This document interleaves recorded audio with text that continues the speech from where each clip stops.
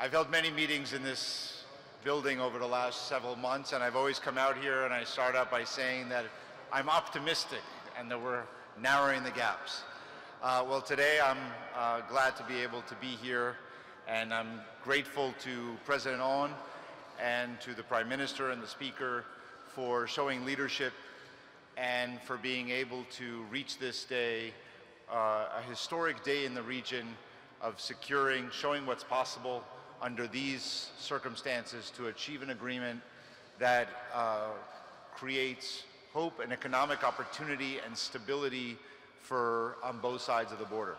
So I am truly grateful to be able to have reached this day with, under the leadership here in Lebanon and the leadership on the other side, as well as under the leadership of President Biden, who has really worked on this file since the days that he was vice president and has pushed very hard to be able to get to this moment. Did you want to translate? صباح الخير. لقد منذ بضعة أشهر قلت لكم إنني متفائل لأنني استطعت أن أقرب وجهات النظر. اليوم أعود من جديد لأشكر رئيس عون ودولة رئيس مجلس الوزراء ودولة رئيس مجلس النواب على قيادتهم. إنه ليوم تاريخي في ظل هذه الظروف أن نتوصل إلى اتفاق من شأنه أن يعيد الأمل ويوفر فرصا اقتصادية ويوفر الاستقرار من جانبي الحدود. أنا ممتن للقيادة اللبنانية وللقيادة من الطرف الآخر ولقيادة الرئيس بايدن الذي عمل جاهدا منذ كان نائبا لرئيس على هذا الملف للوصول إلى هذه اللحظة.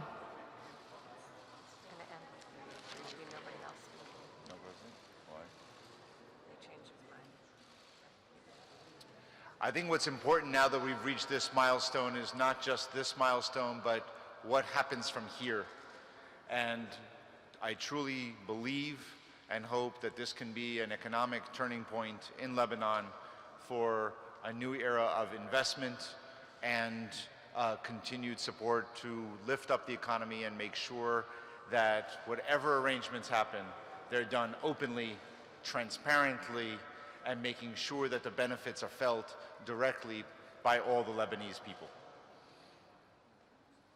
المهم الآن ليس الإنجاز بحد ذاته بقدر ما سيحصل في المستقبل، وأعتقد أن ذلك وآمل أن يوفر هذا الاتفاق نقطة تحول على الصعيد الاقتصادي لضخ استثمارات وتوفير الدعم الاقتصادي، وعلينا العمل بكل انفتاح وشفافية على هذا الصعيد.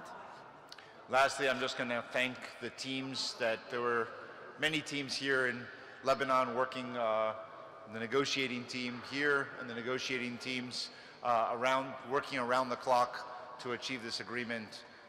Thank you. في النهاية أود أن أشكر فرق العمل من لا سيما فريق التفاوض اللبناني الذين عملوا على مدار الساعة لتحقيق هذا الاتفاق. إذا بتريدوا رح ناخذ سؤالين فقط لغير. تفضل. أنا بعطي الكلام إذا سمحت.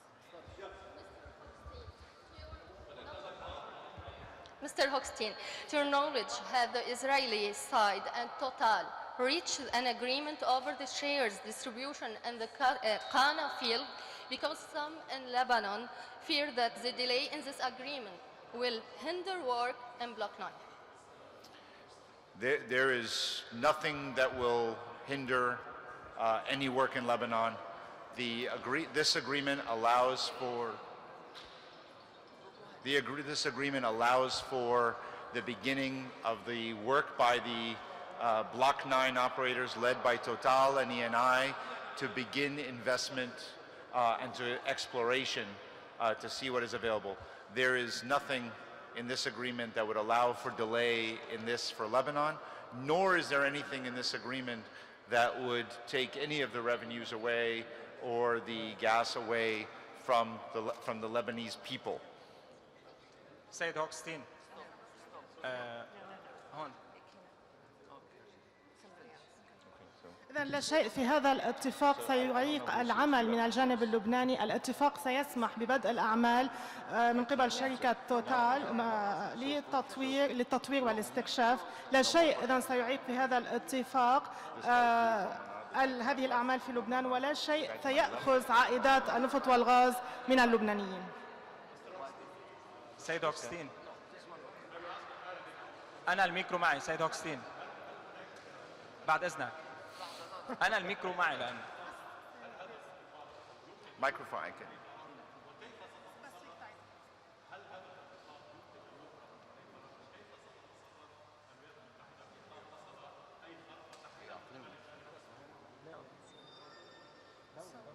If there is any violation by any of the sides, and namely the Israeli side, or a breach, what will happen to this agreement? Only in the Middle East do you reach an agreement, and the first question is, if there's a violation, what happens? Look, this agreement was written with the idea in mind that it is between two countries who do not have diplomatic relations, who are on paper adversaries, and this agreement is there to make sure that Lebanon can continue to do, there's no violations that will take place. The United States has agreed to continue to serve as an address for any questions that come up. We will do our best efforts to address those, but I think that the goodwill and good faith efforts by all parties is what is going to make this move forward.